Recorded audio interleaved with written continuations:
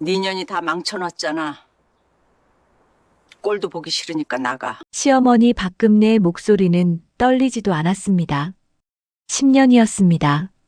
강서윤이 이 집 문턱을 넘은 날부터 오늘까지 꼭 10년이었습니다. 새벽같이 일어나 공방 문을 열고 밤늦게 장부를 닫던 것도 서윤이었습니다. 거래처 전화를 받고 손님 불만을 달래고 직원 월급날을 챙긴 것도 서윤이었습니다. 그런데 돌아온 말은 단 한마디였습니다. 나가라는 말이었습니다. 남편 최명진은 그 자리에 있었습니다. 그러나 아무 말도 하지 않았습니다. 서윤은 그 침묵이 어머니의 말보다 더 아팠습니다. 이런 상황이 벌어진 데에는 아주 충격적인 이유가 있었습니다.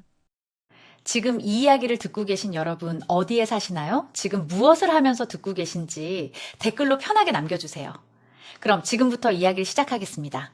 강서윤의 어린 시절은 조용하고 쓸쓸했습니다. 서윤이 7살이 되던 해 부모님은 이혼했습니다. 아버지는 그날 이후 단 한 번도 나타나지 않았습니다. 어머니는 아버지 이야기를 입에 올리지 않았고 서윤도 그 이름을 꺼내지 않는 법을 일찍 배웠습니다. 두 사람은 그렇게 서로를 다치게 하지 않으려 조심하며 살았습니다. 어머니는 낮에는 식당에서 일하고 밤에는 건물 청소를 하며 서윤을 키웠습니다. 끼니를 거른 날은 없었지만 넉넉한 날도 없었습니다. 학교에서 아빠가 어디 있냐는 질문을 받을 때마다 서윤은 배가 아프다고 했습니다. 거짓말이 아니었습니다. 그 질문을 들을 때마다 실제로 속이 쓰렸습니다. 운동의 날이 가장 힘들었습니다. 다른 아이들 곁에는 아버지가 있었습니다. 어깨에 올라타거나 손을 잡고 달리는 아이들을 보며 서윤은 어머니 옆에 바짝 붙어 섰습니다. 어머니도 아무 말을 하지 않았습니다. 그게 더 마음이 아팠습니다. 집에 돌아오는 버스 안에서 서윤은 창밖만 바라보았습니다. 어머니도 서윤도 아무 말이 없었습니다. 그 침묵이 두 사람 사이에 무겁게 내려앉아 있었습니다. 서윤은 어릴 때부터 한 가지를 간절히 바랐습니다. 언젠가 반드시 온전한 가족을 이루겠다는 것이었습니다.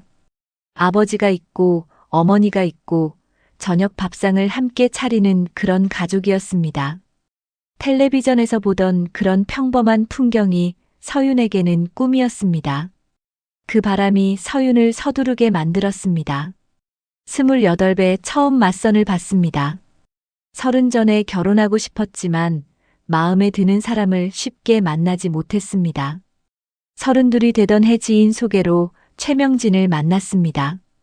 명진은 말수가 적고 과하게 웃지 않는 사람이었습니다. 첫 만남에서 자랑하는 말을 하지 않았습니다. 허풍이 없다는 것이 서윤에게는 오히려 믿음직스러웠습니다. 가업으로 공예 공방을 운영하는 집안이라는 말을 들었을 때 서윤은 마음이 놓였습니다. 번듯한 직장보다 자기 뿌리가 있는 사람이라는 생각이 들었습니다. 대를 이어온 가업이 있다는 것은 그 집안이 흔들리지 않는다는 뜻 같았습니다. 서윤은 오래 따지지 않았습니다. 이 사람과라면 평범하고 안정된 삶을 살 수 있을 것 같았습니다. 만난 지 8달 만에 결혼식을 올렸습니다. 양가 친척 몇몇과 가까운 지인들만 모인 조용한 예식이었습니다. 어머니는 딸의 손을 꼭 쥐며 말했습니다. 잘 살아야 해. 서윤은 고개를 끄덕였습니다. 이제는 정말 잘 살 수 있을 것 같았습니다. 그날 서윤의 마음은 오랜만에 가벼웠습니다. 신혼 첫날 밤 서윤은 낯선 천장을 바라보며 생각했습니다. 이제 혼자가 아니구나. 그 생각 하나가 서윤의 눈시울을 뜨겁게 만들었습니다. 시댁은 경기도 외곽의 오래된 주택이었습니다. 마당 한편에 작은 공방 건물이 붙어 있었습니다. 안에는 각종 공예 도구와 재료들이 가득했습니다. 나무를 깎는 도구가 있었고, 천을 다루는 틀이 있었고, 작은 가마도 한쪽 구석에 자리 잡고 있었습니다. 오래된 작업대 위에는 완성된 작품들이 줄지어 놓여 있었습니다. 손때가 묻은 공간이었습니다. 시어머니 박금내는 서윤을 처음 보는 날부터 공방 구경을 시켰습니다. 여기가 우리 밥줄이야. 잘 봐도. 서윤은 그 말의 무게를 그때는 알지 못했습니다. 시어머니는 말이 많지 않았지만 눈빛이 날카로운 사람이었습니다. 무엇이든 자기 방식대로 돌아가야 직성이 풀리는 사람이었습니다. 마음에 들지 않으면 표정으로 먼저 드러내는 사람이었습니다. 식사 자리에서 반찬 투정을 하지 않아도 수저 놓는 소리만으로 기분이 전달되었습니다. 서윤은 그런 시어머니를 처음에는 강단 있는 어른이라고만 생각했습니다. 자신이 잘 맞춰가면 된다고 생각했습니다. 결혼하면서 얻은 가족이었습니다. 소중히 여기고 싶었습니다. 결혼 초반 서윤은 공방 일을 조금씩 거들기 시작했습니다. 손님이 오면 차를 내고 작품을 포장하고 영수증을 끊는 일이었습니다. 그리 어렵지 않았습니다. 손으로 무언가를 만드는 공간 특유의 냄새가 좋았습니다. 흙과 나무와 천이 뒤섞인 냄새 속에서 서윤은 나름의 안정을 느꼈습니다. 이 공간의 일부가 된 것 같다는 느낌이었습니다. 공방을 드나드는 손님들과 이야기를 나누는 일도 나쁘지 않았습니다. 작품을 고르며 기뻐하는 손님을 보면 서윤도 덩달아 기분이 좋아졌습니다. 작은 행복이었습니다. 그런데 석 달이 채 지나지 않아 변화가 시작되었습니다. 시어머니가 무릎이 좋지 않다며 고객 응대 전체를 서윤에게 맡기기 시작했습니다. 처음에는 거절할 이유가 없었습니다. 몸이 불편한 어른을 돕는 일이었으니까요. 그런데 한 달이 지나자 거래처 연락도 서윤 몫이 되었습니다.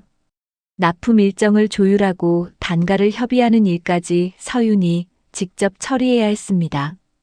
2달이 지나자 재고, 정리와 발주 업무가 더해졌습니다. 3달이 지나자 직원 2명의 스케줄 관리까지 서윤의 손을 거쳤습니다. 6달이 지나자 월말 회계 정산이 서윤의 마지막 일과가 되었습니다.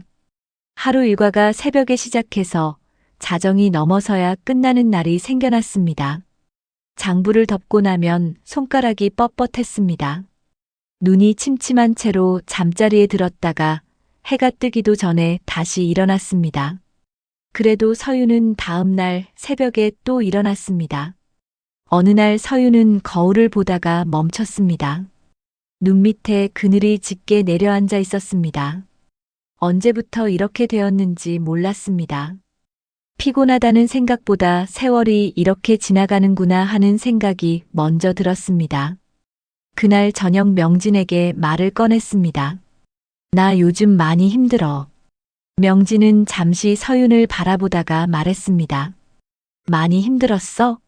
몰랐네. 그게 전부였습니다. 더 묻지도 않았고 미안하다는 말도 없었습니다. 서윤은 그날 이후로 힘들다는 말을 꺼내지 않았습니다. 결혼 기념일이 되던 해의 일도 기억에 남았습니다.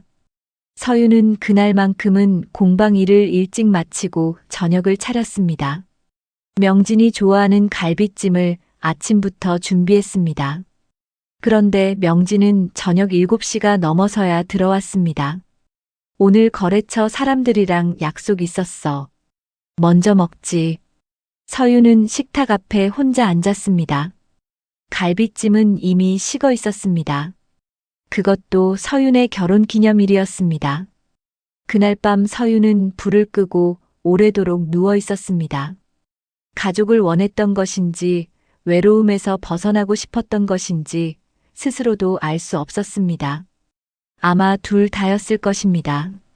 그런데 그 2가지 모두 여전히 해결되지 않은 채 10년이 지나 있었습니다. 서윤에게 딱 한 번 마음이 흔들린 적이 있었습니다.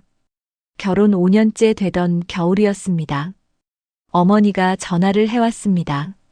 서윤아, 잘 지내고 있어? 많이 힘들지 않아? 그 말 한마디에 서윤의 눈물이 쏟아졌습니다. 괜찮다고 말하려다 말이 나오지 않았습니다. 어머니는 한참 기다렸다가 조용히 말했습니다. 힘들면 와도 돼. 서유는 고맙다고 했습니다. 그러나 가지 않았습니다. 여기를 나가면 가족이 없어진다고 생각했습니다. 그 생각이 서윤을 붙잡았습니다. 전화를 끊고 서윤은 공방 창고 안에서 혼자 한참을 울었습니다. 아무도 보지 않는 곳에서 소리 없이 우는 법을 서윤은 이미 알고 있었습니다. 어릴 때부터 익혀온 습관이었습니다. 남편 명진은 그 사이 작품 제작에만 집중했습니다. 공방 운영에 대해서는 서윤에게 묻지 않았습니다.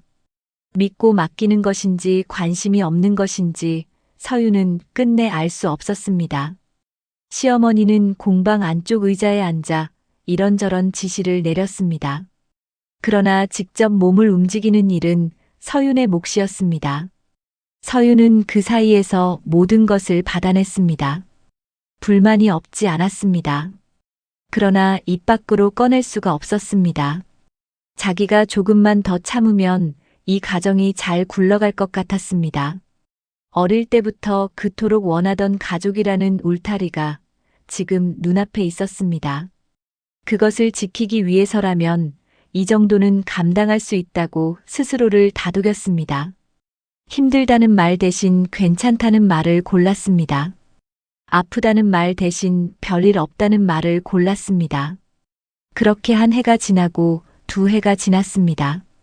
해가 바뀌고 또 바뀌었습니다. 서윤은 어느새 공방의 실질적인 운영자가 되어 있었습니다. 단골 거래처들은 시어머니 대신 서윤의 이름을 먼저 찾았습니다. 서윤 씨 있어요? 그 말이 하루에도 몇 번씩 들려왔습니다. 직원들도 업무 지시를 서윤에게 받는 것을 당연하게 여겼습니다. 공방이 어떻게 돌아가는지 가장 잘 아는 사람은 서윤이었습니다. 어느 재료가 언제 들어오고 어느 거래처가 어떤 조건을 선호하는지 서윤의 머릿속에 다 들어 있었습니다. 그러나 공방의 대표 이름은 여전히 박금래였습니다.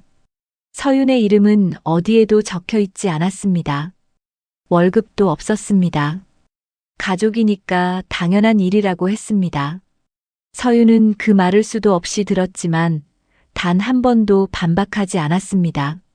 반박했다가 이 가정이 흔들릴까봐 두려웠습니다. 가족이라는 그 단어가 서윤에게는 아직 놓을 수 없는 무언가였기 때문입니다. 어린 시절 그토록 갖고 싶었던 것이었습니다. 그 단어 하나에 서윤은 10년을 버텼습니다. 어느 봄날 서윤은 공방 마당에 혼자 서 있었습니다. 바람이 불어왔습니다. 오래된 나무 간판이 흔들렸습니다.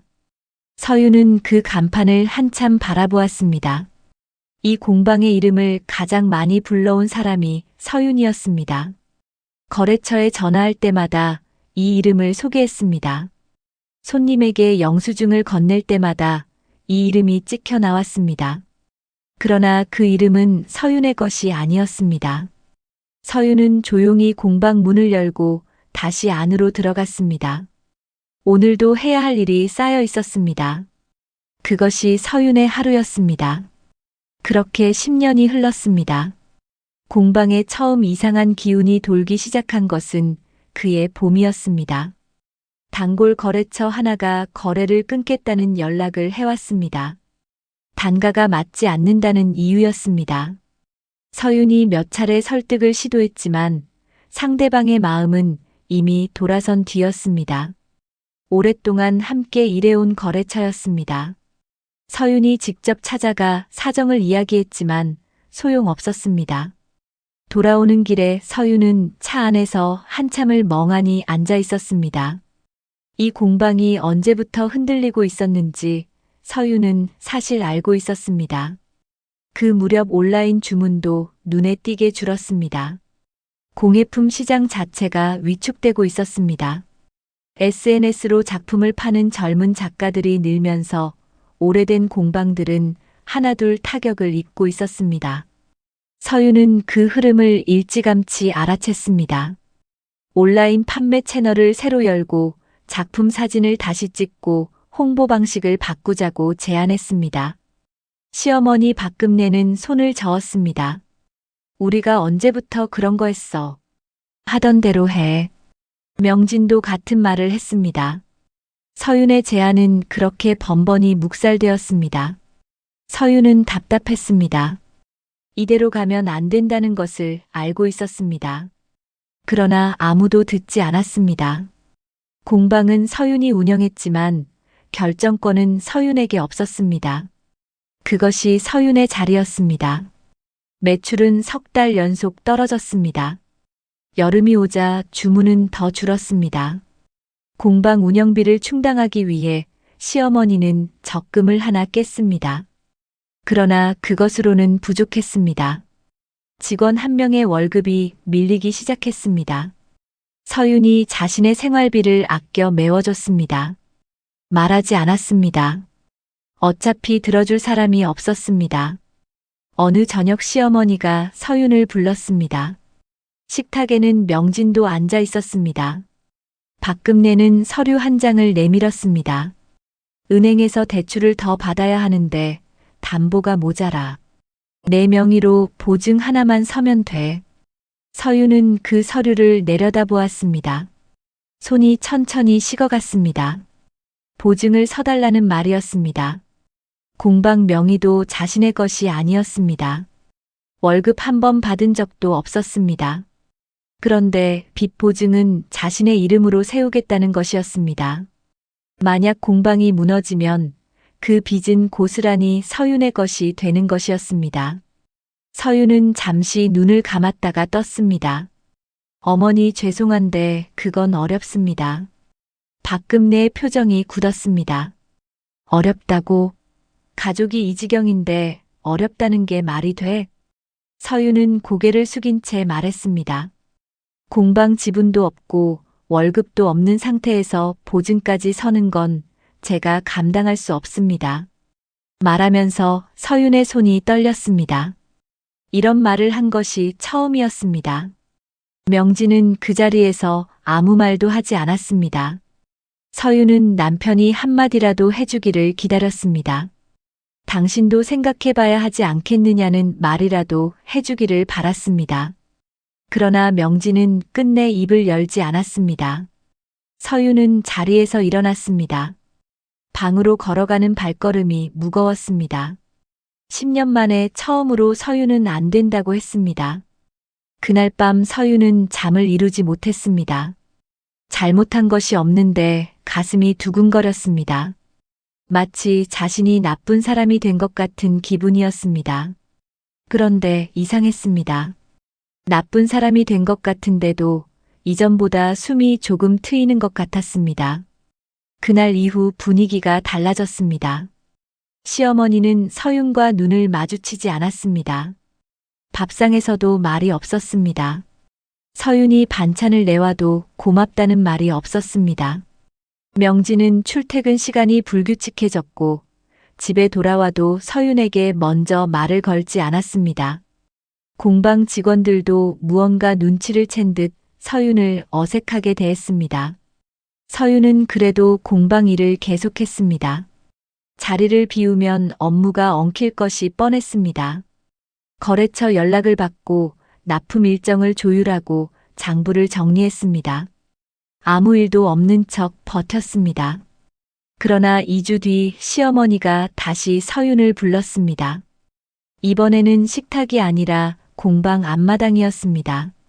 너 때문에 대출이 막혔어. 알아? 서윤은 말문이 막혔습니다. 보증을 안 서니까 은행에서 난색을 표했다는 거야. 결국 조건이 나빠졌어. 어머니, 그건 제 책임이 아닙니다. 책임이 아니라고? 10년을 먹여줬더니 이럴 때 모른 척해? 목소리가 점점 높아졌습니다. 이웃집 담장 너머로 소리가 넘어갈 것 같았습니다. 서윤은 입술을 꼭 다물었습니다. 10년을 먹여줬다는 그 말이 귓가에 박혔습니다. 10년 동안 공방을 먹여 살린 것이 누구였는지 서윤은 알고 있었습니다.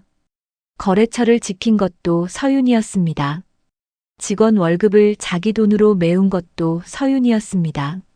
새벽부터 자정까지 공방을 돌린 것도 서윤이었습니다.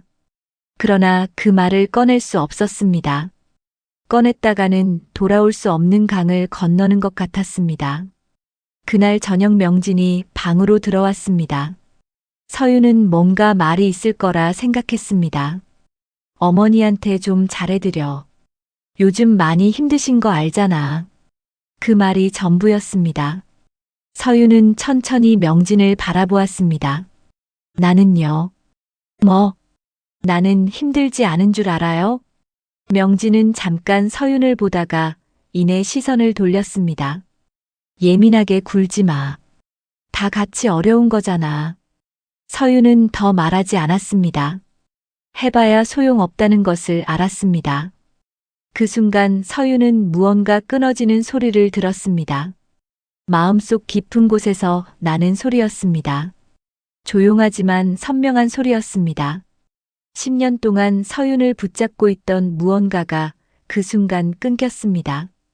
명진은 그것을 알지 못했습니다. 서윤도 아무 말을 하지 않았습니다.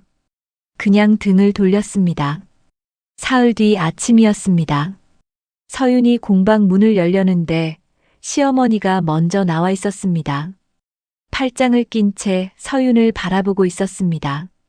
오늘부터 공방 일 안 해도 돼. 서윤은 손에 쥔 열쇠를 내려다보았습니다. 어머니, 내년이 다 망쳐놨잖아. 꼴도 보기 싫으니까 나가. 서윤은 열쇠를 마당 바닥에 천천히 내려놓았습니다. 아무 말도 하지 않았습니다.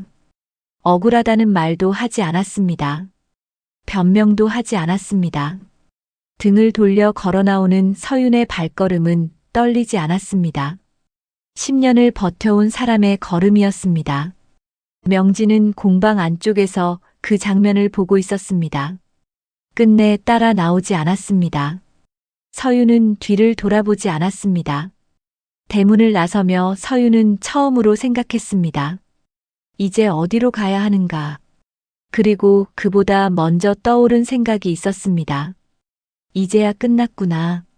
그 생각이 이상하게도 슬프지만은 않았습니다. 서윤은 그날 처음으로 발길이 닿는 대로 걸었습니다. 목적지가 없었습니다. 그냥 걸었습니다.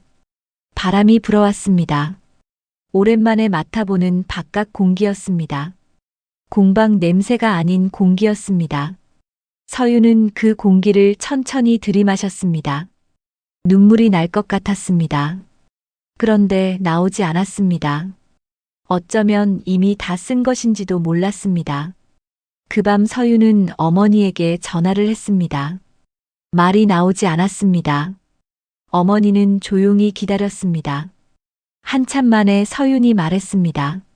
엄마, 나 이제 나왔어. 어머니는 아무것도 묻지 않았습니다. 잘했다. 딱 두 글자였습니다. 서윤은 그 두 글자를 들으며 처음으로 울었습니다. 밖으로 나온 뒤 처음 흘린 눈물이었습니다. 그날 밤 서윤은 어머니 집 작은 방에 누웠습니다. 천장이 낯설었습니다. 결혼 전에 살던 집이었는데 이제는 낯설게 느껴졌습니다. 서윤은 손을 가슴 위에 올리고 눈을 감았습니다. 10년이 지나는 동안 이 방에 이렇게 누워본 적이 없었습니다. 어머니가 문 너머에서 말했습니다. 자, 물 한 잔 줄까? 서윤은 대답했습니다. 괜찮아. 자. 어머니 발소리가 멀어졌습니다. 서윤은 오래도록 천장을 바라보았습니다. 내일부터 어떻게 해야 할지 아직 아무것도 몰랐습니다. 그런데 이상하게도 무섭지 않았습니다. 아무것도 없는 것이 처음으로 무겁지 않게 느껴졌습니다. 서윤이 어머니 집에서 지낸 지 사흘이 지났습니다. 아침에 일어나도 갈 곳이 없었습니다. 공방에 가야 한다는 생각이 습관처럼 올라왔다가 사라졌습니다. 몸이 먼저 기억하고 있었습니다. 새벽 6시에 눈이 떠지고 손이 장부를 찾았습니다. 그러나 장부는 없었습니다. 서윤은 한동안 이불 위에 앉아 멍하니 있다가 천천히 일어났습니다. 어머니는 아무것도 묻지 않았습니다. 밥을 차려주고 빨래를 걷어다 개어주었습니다. 말없이 곁에 있어주는 사람이 이렇게 따뜻한지 서유는 오래 잊고 있었습니다. 서유는 그 며칠 동안 무엇을 해야 할지 몰랐습니다. 이혼 절차를 밟아야 했습니다. 짐도 가져와야 했습니다. 그런데 손이 움직이지 않았습니다. 지쳐 있었습니다. 몸이 지친 것이 아니었습니다. 오래 버텨온 마음이 지쳐 있었습니다. 서유는 며칠을 그렇게 보냈습니다. 산책을 나가기도 했습니다. 동네를 걷다 보면 익숙한 풍경들이 눈에 들어왔습니다. 어릴 때 뛰놀던 골목이 있었습니다. 어머니가 일하던 식당 자리에는 다른 가게가 들어서 있었습니다. 서유는 그 앞에 잠깐 서 있다가 다시 걸었습니다. 여기서부터 다시 시작해야 한다는 것을 알고 있었습니다. 그런데 무엇을 어디서부터 시작해야 할지 아직 몰랐습니다. 가끔은 그냥 앉아서 하늘을 바라보았습니다. 공방에서 일하는 동안 하늘을 바라볼 여유가 없었습니다. 이렇게 가만히 앉아 있는 것 자체가 오래전부터 잊고 있던 감각이었습니다. 열흘쯤 지났을 때였습니다. 낯선 번호로 전화가 왔습니다. 서유는 받지 않으려다가 받았습니다. 강서윤 씨 맞으시죠? 저는 한빛공익재단 정민우라고 합니다. 서유는 멈췄습니다. 재단이라는 말이 낯설었습니다. 저희 재단에서 강서윤 씨 성함으로 된 서류를 찾았습니다. 한번 방문해 주실 수 있으실까요? 서유는 무슨 서류인지 물었습니다. 직접 오셔서 확인하시는 편이 좋을 것 같습니다. 중요한 내용이 담겨 있어서요. 서유는 이틀을 망설였습니다.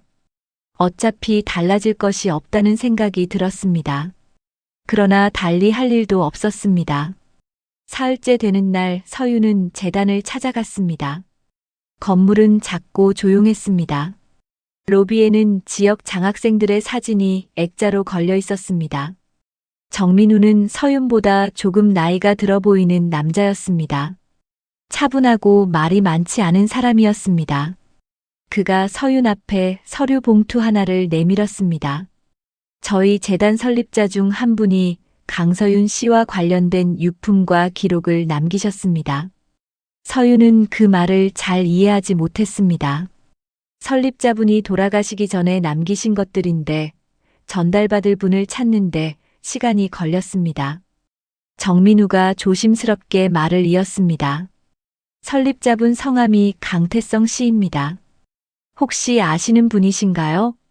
서윤의 손이 멈췄습니다. 강태성. 그 이름을 들어본 적이 없었습니다. 그런데 성이 같았습니다. 서윤은 천천히 고개를 들었습니다. 저희가 파악한 바로는 강태성 씨가 강서윤 씨의 친부이십니다. 방 안이 조용해졌습니다. 서윤은 아무 말도 할 수 없었습니다. 7살 이후로 한 번도 생각해 본 적 없었던 이름이 지금 자신 앞에 놓여 있었습니다. 아버지라는 사람이 이 세상에 있었습니다. 그리고 이미 세상을 떠난 뒤였습니다. 서유는 한참 만에 물었습니다. 언제 돌아가셨나요? 3년 전입니다. 3년 전이었습니다. 서윤이 공방에서 가장 힘들었던 그 무렵이었습니다. 그때 아버지가 어딘가에 살아 있었다는 것을 서윤은 몰랐습니다. 정민우는 봉투를 서윤 앞으로 조심스럽게 밀었습니다. 안에 편지가 있습니다. 강서윤 씨 앞으로 쓴 것입니다. 서윤은 봉투를 받아들었습니다. 손이 조금 떨렸습니다. 그 자리에서 열지 못했습니다. 정민우는 서두르지 않았습니다. 천천히 보시면 됩니다. 필요하신 게 있으면 말씀해 주세요. 그는 조용히 자리를 비켜주었습니다. 서윤은 잠시 봉투를 손에 쥔 채 앉아 있었습니다. 숨을 고르고 재단을 나왔습니다. 근처 공원 벤치에 앉았습니다. 한참을 봉투를 바라보다가 천천히 열었습니다. 편지지는 오래된 것이었습니다. 글씨는 반듯하지 않았지만 한 글자 한 글자 힘을 주어 쓴 흔적이 있었습니다. 서윤아. 첫 두 글자를 읽는 순간 서윤은 눈을 감았습니다. 누군가 자신의 이름을 그렇게 부른 것이 언제였는지 기억이 나지 않았습니다. 어머니도 그렇게 부르지 않았습니다. 명진도 그렇게 부른 적이 없었습니다. 그냥 서윤아. 그 두 글자가 서윤의 가슴 안쪽 어딘가를 건드렸습니다. 편지에는 긴 사연이 담겨 있었습니다. 이혼 후 서윤 곁에 있지 못한 것이 평생의 후회였다는 말이 있었습니다. 연락하고 싶었지만 어머니가 힘들까봐 끝내 하지 못했다는 말도 있었습니다. 대신 할 수 있는 것을 했다는 말이 있었습니다. 이 재단을 통해 아이들이 공부할 수 있도록 돕는 일이었습니다. 서윤과 같은 처지의 아이들이 조금이라도 덜 외롭기를 바랐다고 했습니다. 편지 끝에는 짧은 문장이 있었습니다. 내가 어디서 어떻게 살고 있든 잘 살았으면 했다. 그 문장을 읽으며 서윤은 처음으로 소리내어 울었습니다. 공원 벤치에서 한참을 울었습니다. 지나가는 사람들이 힐끗 쳐다보았지만 서윤은 멈추지 않았습니다. 한 번도 만나지 못한 사람이 자신을 생각하고 있었습니다. 그 사실 하나가 서윤의 가슴 어딘가를 건드렸습니다. 어릴 때부터 비어있던 그 자리였습니다. 눈물이 다 빠져나간 뒤 서윤은 한동안 벤치에 앉아 있었습니다. 하늘이 맑았습니다. 바람이 불었습니다. 서윤은 손에 쥔 편지를 조심스럽게 접어 다시 봉투에 넣었습니다. 버리지 않을 것이었습니다. 오래 간직할 것이었습니다. 며칠 뒤 서윤은 다시 재단을 찾았습니다. 정민우는 서윤을 반갑게 맞았습니다. 아버지에 대해 더 알고 싶으시면 남겨두신 기록들을 보여드릴 수 있습니다. 서윤은 고개를 끄덕였습니다. 기록에는 아버지가 이 재단을 어떻게 만들었는지가 담겨 있었습니다. 작은 사업을 해서 번 돈을 조금씩 모아 만든 재단이었습니다. 혼자 운영하며 형편이 어려운 아이들에게 장학금을 주었습니다. 화려하지 않았습니다. 조용하고 성실한 방식이었습니다. 서윤은 그 기록을 읽으며 생각했습니다. 어딘지 낯설지 않은 방식이었습니다. 묵묵히 자기 자리에서 할 수 있는 것을 다 하는 방식이었습니다. 서윤도 그렇게 살아왔습니다. 알지 못하는 사이에 닮아 있었던 것인지도 몰랐습니다. 정민우가 조심스럽게 말했습니다. 강태성 씨가 재단의 일을 이어줄 사람을 찾아달라는 말을 남기셨습니다. 강서윤 씨가 원하신다면 저희가 설명을 드릴 수 있습니다. 서윤은 바로 답하지 않았습니다. 아직 아무것도 정해진 것이 없었습니다. 그러나 처음으로 무언가가 앞에 있다는 느낌이 들었습니다. 텅 비어있던 앞이 조금 달라 보이기 시작했습니다. 그날 밤 서윤은 어머니에게 아버지 이야기를 꺼냈습니다. 어머니는 한동안 말이 없었습니다. 알고 있었어. 뭘요? 그 사람이 재단 하나 만들어서 운영하고 있다는 거. 소식이 들려오더라고. 서윤은 놀랐습니다. 왜 말씀 안 하셨어요? 어머니는 잠시 생각하다가 말했습니다. 내가 알면 흔들릴까봐. 그냥 지금 사는데 충실하길 바랐어. 서윤은 어머니를 바라보았습니다. 어머니도 평생 혼자 지켜온 것들이 있었습니다. 서윤을 위해 말하지 않은 것들이 있었습니다. 엄마도 많이 힘들었겠다. 어머니는 손을 저었습니다. 괜찮았어. 너 보면서 살았으니까. 그 말이 서윤의 눈시울을 뜨겁게 만들었습니다. 그날 밤 두 사람은 오래 이야기를 나누었습니다. 처음으로 아버지 이야기를 마음 놓고 했습니다. 이야기가 끝난 뒤 어머니가 말했습니다. 이제 내 이야기를 써. 서윤은 그 말을 오래 생각했습니다. 이제 내 이야기를 써. 지금껏 서윤은 남의 이야기 속에서 살아왔습니다. 시어머니의 이야기였고, 남편의 이야기였고, 공방의 이야기였습니다. 이제 처음으로 자신의 이야기를 써야 할 때가 왔습니다. 서윤은 조용히 눈을 감았습니다. 무서웠습니다. 그러나 하지 않을 수 없었습니다. 공방이 무너지는 데는 오래 걸리지 않았습니다. 서윤이 나간 뒤 한 달이 채 되지 않아 거래처에서 연락이 끊기기 시작했습니다. 납품 일정이 틀어졌습니다. 재고 파악이 되지 않았습니다. 월말 정산을 누가 해야 하는지 아무도 몰랐습니다. 직원 한 명이 먼저 그만두었습니다. 그 다음 달에 나머지 직원도 나갔습니다. 박금내는 명진에게 다 해결하라고 했습니다. 명진은 어디서부터 손을 대야 할지 알지 못했습니다. 공방이 어떻게 돌아가는지 단 한 번도 제대로 들여다본 적이 없었기 때문입니다. 서윤이 혼자 알고 있던 것들이 너무 많았습니다. 거래처마다 다른 납품 조건이 있었습니다. 재고 관리 방식도 서윤만의 방식이 있었습니다. 장부 정리 규칙도 서윤이 만든 것이었습니다. 공방 서랍 어딘가에 서윤의 수첩이 남아 있었습니다. 명진이 그것을 뒤져봤지만 서윤의 글씨로 빼곡히 채워진 메모들을 읽을 수가 없었습니다. 서윤 없이는 아무것도 돌아가지 않았습니다. 박금내는 그제야 깨달았습니다. 자신이 내쫓은 것이 무엇인지를. 오래된 거래처들이 하나씩 전화를 해왔습니다. 서윤 씨는 어디 갔어요?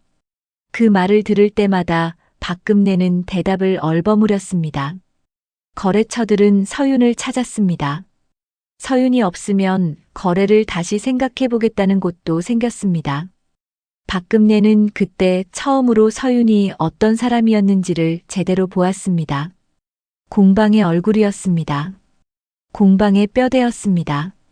박금내가 대표였지만 공방을 지탱한 것은 서윤이었습니다. 그 사실이 이제야 눈에 들어왔습니다. 그러나 너무 늦은 뒤였습니다. 가을이 오자 공방은 사실상 문을 닫은 상태가 되었습니다. 박금내는 명진을 불러 앉혔습니다. 서윤이한테 연락해봐. 명진은 머뭇거렸습니다. 연락이 될지 모르겠어요. 그럼 찾아가. 명진이 서윤의 어머니 집을 찾아간 것은 그로부터 이틀 뒤였습니다. 서윤은 마당에서 어머니와 이야기를 나누다가 대문 열리는 소리를 들었습니다. 명진이었습니다. 서윤은 자리에서 일어나지 않았습니다.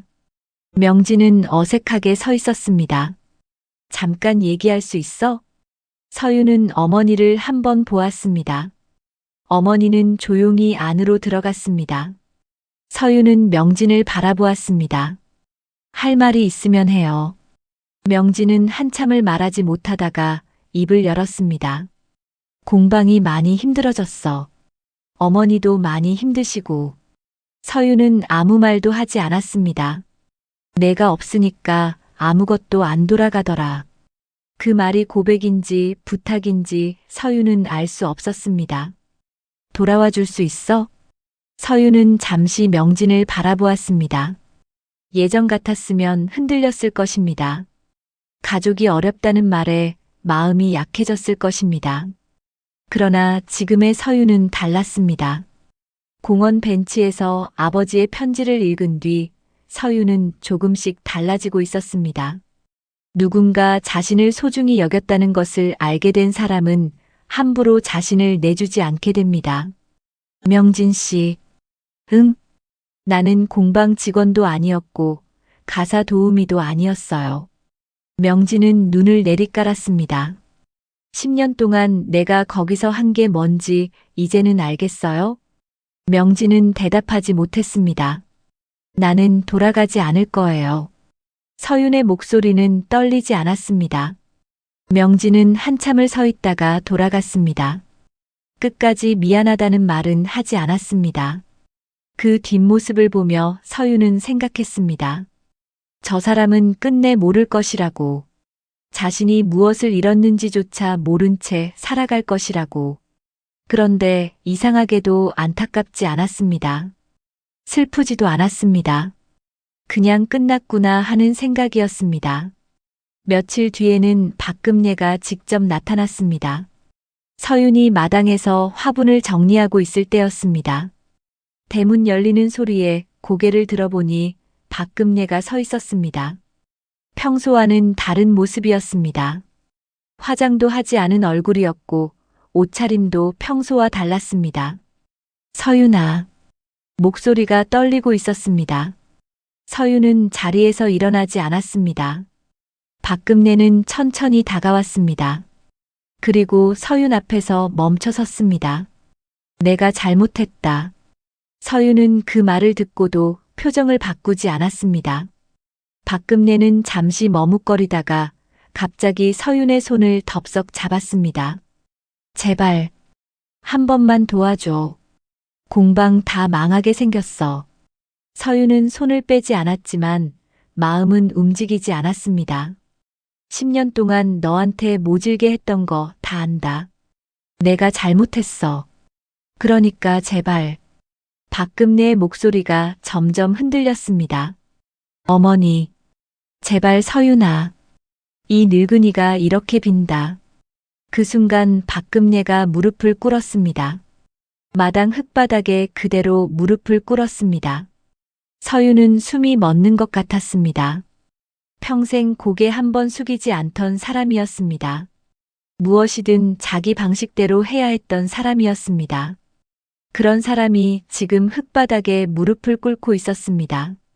제발 한 번만, 마지막으로 한 번만 도와줘. 박금례의 두 손이 서윤의 손을 움켜쥐었습니다. 손끝이 떨리고 있었습니다.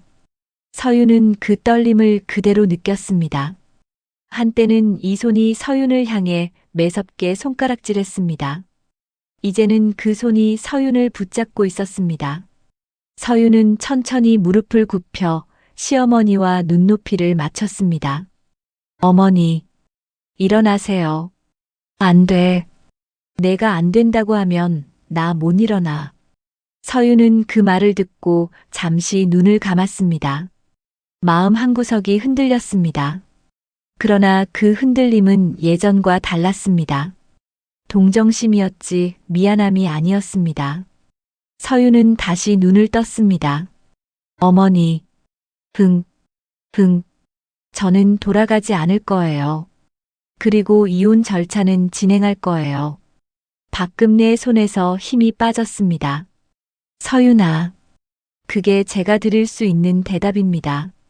서윤은 자리에서 일어나 시어머니를 부축해 일으켰습니다. 박금례는 일어서면서도 서윤의 옷자락을 놓지 않으려 했습니다. 서윤은 조용히 그 손을 풀어주었습니다. 이제 가셔야 해요. 박금례는 한참을 서 있다가 결국 돌아섰습니다. 걸음이 평소보다 훨씬 느렸습니다. 대문을 나서며 한 번 더 뒤를 돌아보았지만 서윤은 그 자리에 그대로 서 있었습니다. 서윤은 그 뒷모습이 작아지는 것을 바라보았습니다. 화가 나지 않았습니다. 원망도 크게 느껴지지 않았습니다. 그저 이제 진짜로 끝났다는 생각이었습니다. 그 무렵 서윤은 볼 일이 있어 공방 근처 동네를 지나쳤습니다. 일부러 찾아간 것이 아니었습니다. 그런데 걷다 보니 어느새 공방 앞이었습니다. 간판은 그대로였습니다. 그러나 안에 불이 꺼져 있었습니다. 문은 잠겨 있었습니다. 마당에는 낙엽이 쌓여 있었습니다. 서윤이 있을 때라면 한 번도 저렇게 두지 않았을 것입니다. 서윤은 잠깐 그 앞에 서 있다가 걸음을 옮겼습니다. 그래도 가슴 한쪽이 잠깐 아팠습니다. 공방 자체가 싫었던 것이 아니었습니다. 그 공간에서 보낸 시간이 아까웠습니다. 그러나 그것이 서윤이 돌아가야 할 이유는 되지 않았습니다. 서윤은 그것을 알았습니다. 박금례가 무릎까지 꿇었던 그날의 일을 서윤은 오래 떠올렸습니다. 그러나 마음이 다시 흔들리지는 않았습니다. 이미 내린 결정이었습니다. 서윤은 안으로 들어가 어머니 옆에 앉았습니다. 어머니는 묻지 않았습니다. 서윤도 말하지 않았습니다. 두 사람은 그렇게 나란히 앉아 있었습니다. 창밖으로 늦가을 햇살이 들어오고 있었습니다. 서윤은 그 빛을 바라보며 생각했습니다. 이제부터가 시작이다. 이혼 절차가 생각보다 간단하게 마무리되었습니다. 명진이 크게 버티지 않았습니다. 서윤이 요구한 것은 많지 않았습니다. 공방에서 일한 10년에 대한 정당한 보상을 청구할 수도 있었습니다. 변호사에게 물어보니 그럴 근거가 충분하다고 했습니다. 그러나 서윤은 그렇게 하지 않았습니다. 오래 싸우고 싶지 않았습니다. 그 시간을 앞으로 나아가는 데 쓰고 싶었습니다. 서윤이 원한 것은 돈이 아니었습니다. 자유였습니다. 자신의 시간이었습니다. 그것은 이미 얻었습니다. 이혼 서류가 완료된 날 서윤은 법원 앞 계단에 앉았습니다. 서류를 손에 쥔 채 한동안 아무것도 하지 않았습니다.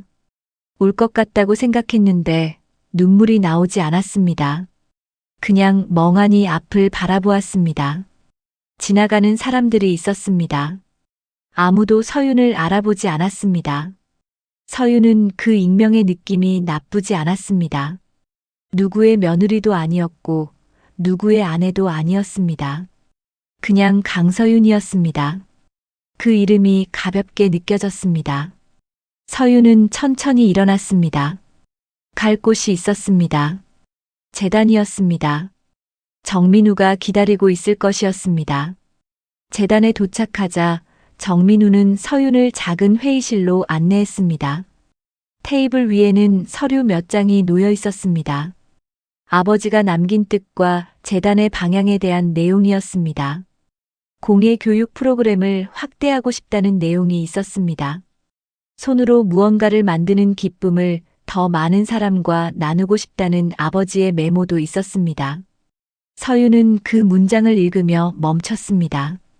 공방에서 처음 일을 시작했을 때 그 냄새와 감촉이 좋았던 것을, 착취당하면서도 그 공간 자체는 싫지 않았던 것을. 서윤은 천천히 고개를 들었습니다. 제가 할 수 있는 일이 뭔지 좀 더 이야기해 주실 수 있을까요? 정민우는 조용히 고개를 끄덕였습니다. 서윤이 공간을 열기로 결심한 것은 겨울이 끝나갈 무렵이었습니다. 재단과 몇 차례 이야기를 나누고 아버지의 기록을 읽으며 서윤은 조금씩 방향을 잡아갔습니다. 거창한 계획은 아니었습니다. 동네 주민들이 모여서 함께 손으로 무언가를 만드는 공간이었습니다. 공예를 배우고 싶었지만 돈이 없거나 시간이 없어서 엄두를 내지 못한 사람들을 위한 공간이었습니다. 아버지가 아이들을 위해 장학금을 만든 것처럼 서윤은 어른들을 위한 공간을 만들고 싶었습니다. 특별한 재능이 없어도 되는 곳이었습니다. 그냥 와서 앉아서 손을 움직이면 되는 곳이었습니다. 재단에서 공간 마련을 도와주었습니다. 동네에 오래 비어있던 작은 건물이었습니다. 서윤은 그 공간을 직접 청소하고 정리했습니다. 벽에 선반을 달고 테이블을 들여놓고 도구들을 정리했습니다. 혼자 하는 일이었습니다. 그런데 힘들지 않았습니다. 이 공간이 서윤의 것이었기 때문입니다. 누군가의 지시가 없었습니다. 시어머니의 눈치도 없었습니다.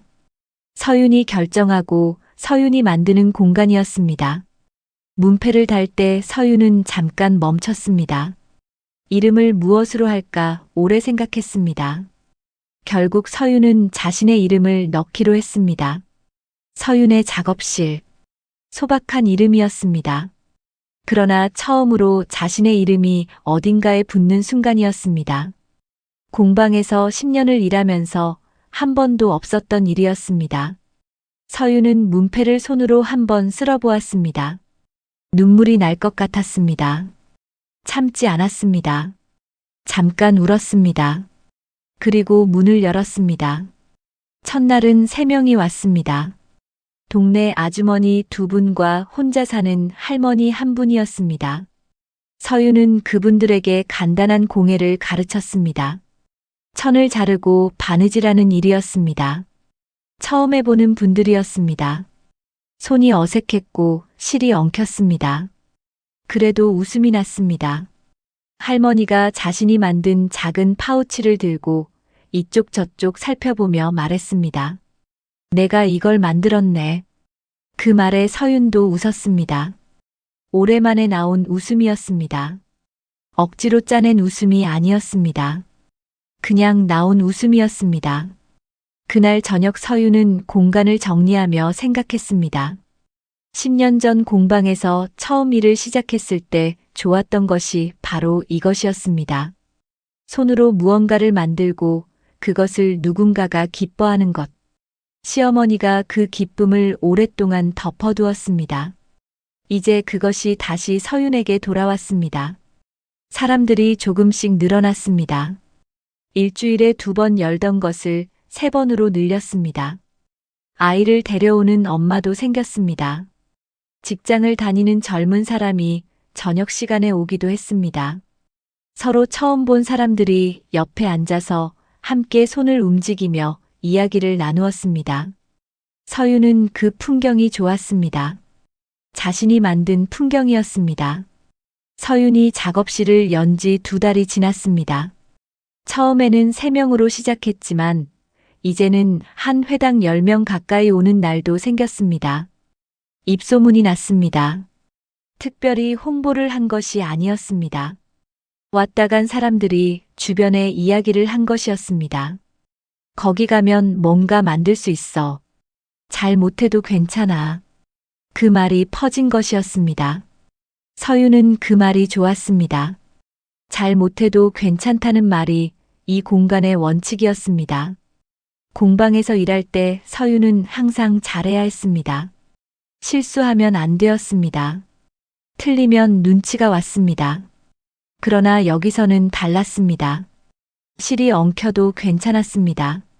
풀을 삐뚤게 발라도 괜찮았습니다. 그냥 앉아서 손을 움직이는 것 자체가 의미 있었습니다. 서윤이 그것을 알기까지 10년이 걸렸습니다. 그러나 이제 알았으니 그것으로 충분했습니다. 정민우가 가끔 들렀습니다. 진행 상황을 확인하고 필요한 것이 있으면 도와주었습니다. 말이 많지 않았습니다. 그러나 필요한 말은 정확하게 했습니다. 한 번은 작업실 운영비 문제로 서윤이 며칠을 고민하고 있을 때였습니다. 정민우가 찾아와 서윤의 표정을 보고 물었습니다. 무슨 일 있으세요? 서윤은 잠시 말을 고르다가 솔직하게 이야기했습니다. 재료비가 예상보다 많이 나가서 다음 달이 걱정된다는 내용이었습니다. 정민우는 가만히 듣고 나서 말했습니다. 재단에서 지원할 수 있는 부분이 있는지 확인해 볼게요. 혼자 끌어안고 있지 마세요. 그 말이 서윤에게는 낯설었습니다. 혼자 끌어안지 말라는 말을 들어본 적이 오랫동안 없었습니다. 공방에 있을 때는 모든 문제를 혼자 해결해야 했습니다. 도와달라는 말을 할 곳이 없었습니다. 이제는 달랐습니다. 서윤에게는 의지할 수 있는 사람이 생겼습니다. 연인이 아니어도 괜찮았습니다. 그저 자신의 일을 진심으로 신경 써주는 사람이 있다는 것만으로 충분했습니다. 며칠 뒤 정민우는 재단 차원의 소액 지원금을 마련해 주었습니다. 서윤은 고맙다는 말을 전했습니다. 이런 거 신경 안 쓰셔도 되는데요. 정민우는 옅게 웃으며 말했습니다. 강서윤 씨가 만든 이 공간이 잘 유지되는 게 재단의 일이기도 합니다. 그 말에는 사적인 감정이 섞여 있지 않았습니다.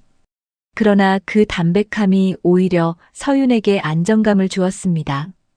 서윤은 그 신뢰가 고마웠습니다. 어머니도 가끔 왔습니다. 구석 자리에 앉아 서윤이 사람들을 가르치는 모습을 바라보았습니다. 어머니는 아무 말도 하지 않았습니다. 그냥 바라보기만 했습니다. 그것으로 충분했습니다. 어느 날 한 할머니가 서윤에게 말했습니다. 선생님은 왜 이런 걸 하고 있어요? 서윤은 잠깐 생각하다가 말했습니다. 오래전부터 하고 싶었는데 이제야 하게 됐어요. 할머니는 고개를 끄덕였습니다. 맞아요. 하고 싶은 걸 하려면 시간이 걸리지. 그 말이 서윤의 가슴에 남았습니다. 맞는 말이었습니다. 하고 싶은 것을 하려면 시간이 걸렸습니다. 서윤은 10년이 걸렸습니다. 그러나 이제 시작했습니다. 서윤은 혼자 있는 시간에 가끔 생각했습니다. 10년 전의 자신이 지금 이 모습을 보면 어떤 표정을 지을까? 아마 믿지 못할 것이었습니다.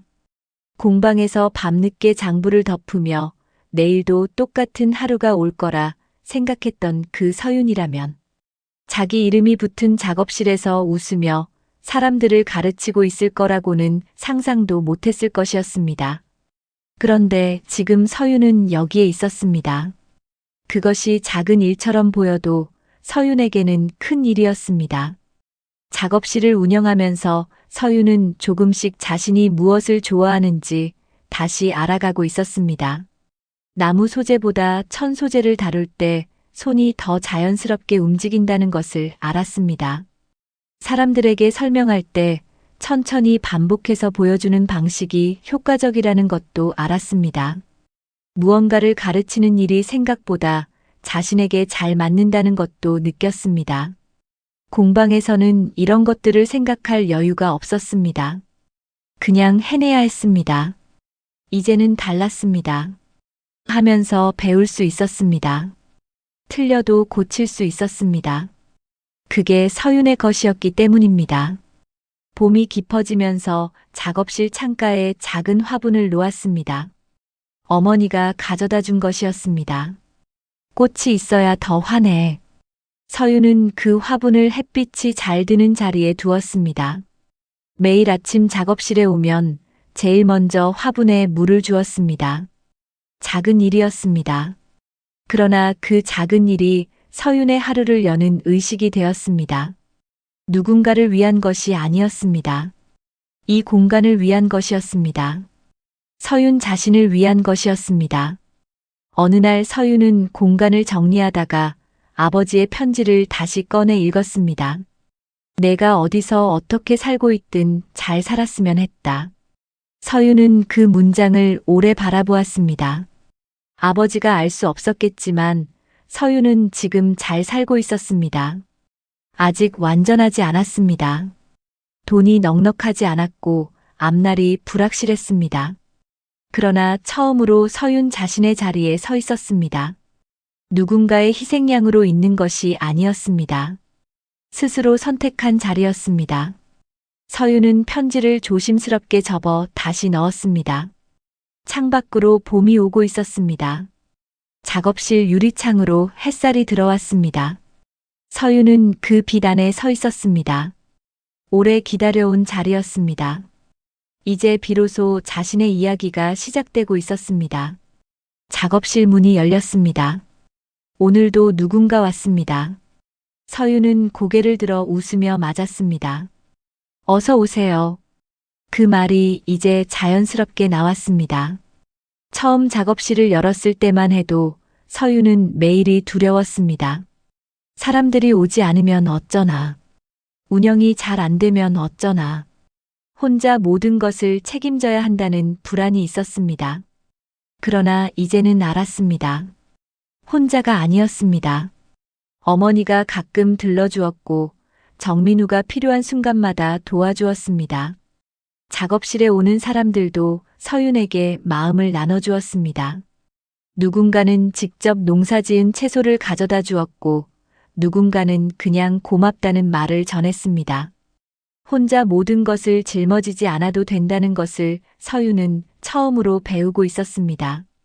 10년 동안 서윤은 혼자 짐을 짊어지는 법만 알았습니다. 이제는 나눠지는 법을 배워가고 있었습니다. 그것이 서윤에게는 가장 큰 변화였습니다. 이곳은 서윤의 공간이었습니다. 서윤이 만든 자리였습니다. 그리고 매일 조금씩 더 서윤의 이야기가 되어가고 있었습니다. 오늘 사연 어떠셨나요? 사연이 마음에 드셨다면 좋아요와 구독 눌러주세요. 여러분의 공감은 큰 힘이 됩니다. 모두의 가정에 행운이 깃들기를 바라겠습니다.